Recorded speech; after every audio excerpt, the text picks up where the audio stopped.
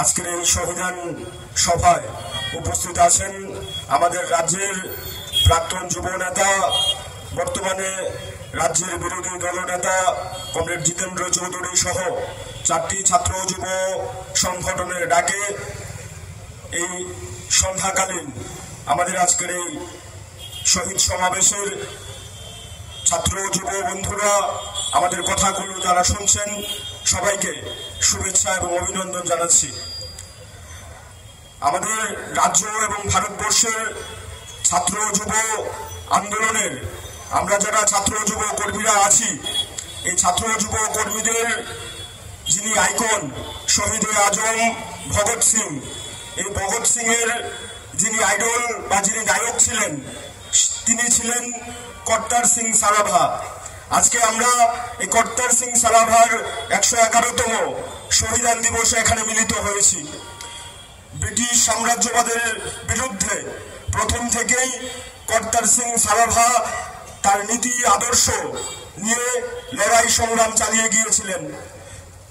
কর্তার সিং সারাভাকে যখন ফাঁসির জন্য তার আইন হয়েছিল যে তার ফাঁসি হবে, তখন যখন তাকে জিজ্ঞাসা করেছিল যে এই যে রায় দেওয়া হয়েছে এই রায়ের বিপরীতে গিয়ে তুমি কিছু বলতে চাও কিনা, তখন লাহোর ষড়যন্ত্র মামলায় কর্তার সিং সারাভার সাজা ঘোষণার পর তিনি বলেছিলেন, আমার যদি একাধিক জীবন থাকতো তবে আমি একাধিক জীবনকে আমি স্বাধীনতার জন্য বিলিয়ে দিতে প্রস্তুত ছিলাম।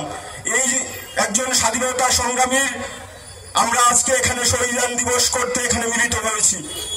আমাদের দেশ এবং রাজ্যের মধ্যে বিজেপি আরএসএস যেভাবে জাতীয়তাবাদের নাম করে একের পর এক বিকৃত স্বাধীনতার গল্প মানুষদের কাছে তুলে ধরছে, এই সময়ের মধ্যে কর্তার সিং সারাভার মতো স্বাধীনতা সংগ্রামীদের কথা আমাদের ছাত্র যুব সংগঠনগুলোর আরো বেশি করে ছাত্র যুব এবং সাধারণ মানুষদের কাছে তুলে ধরবার জন্য আমাদের দায়িত্ব গ্রহণ করতে হবে।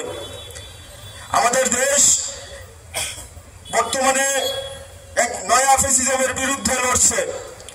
এই লড়াইয়ে কর্তার সিং সারাভা আমাদের দেখিয়ে গেছেন কিভাবে লড়তে হয়, কিভাবে নিজের জীবনকে বাজি রেখে ব্রিটিশদের বিরুদ্ধে লড়াই সংগ্রাম করতে হয়।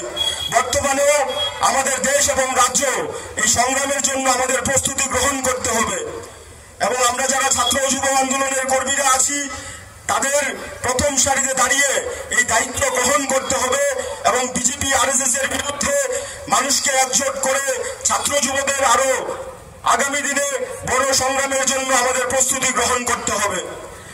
আজকে আমাদের প্রধান বক্তা কমরেড জিতেন্দ্র চৌধুরী মহাশয় আলোচনা করবেন।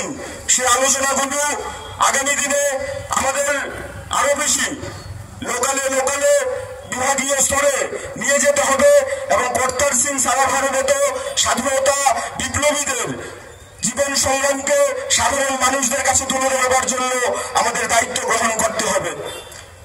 এবং আমরা এসএফআই, টিএসইউ, ডিওএফ, টিওএফ আগামী দিনে সারা রাজ্যের মধ্যে এই যে বিজেপি আরএসএস এর যে ঘৃণ্য রাজনীতি চলছে, মানুষে বিভাজন করা, স্কুলের মধ্যে স্কুলের পাঠ্যসূচিতে এনওসিএফ এর নাম করে যারা স্বাধীনতার বিরুদ্ধে ছিলেন, যারা স্বাধীনতা সংগ্রামকে পেছন থেকে ছুরিকাঘাত করবার চেষ্টা করেছিলেন, তাদের ইতিহাসকে বিকৃত করে সাধারণ ছাত্র ছাত্রীদের মগজে ঢোকাবার জন্য যে চিন্তা করছেন তার বিরুদ্ধে আমাদের ঐক্যবদ্ধভাবে ছাত্রদের আরো বেশি পরিমাণে এই যে স্বাধীনতা সংগ্রামীদের বিপ্লবীদের কথা আমাদের তাদের কাছে আগামী দিনে নিয়ে যেতে হবে।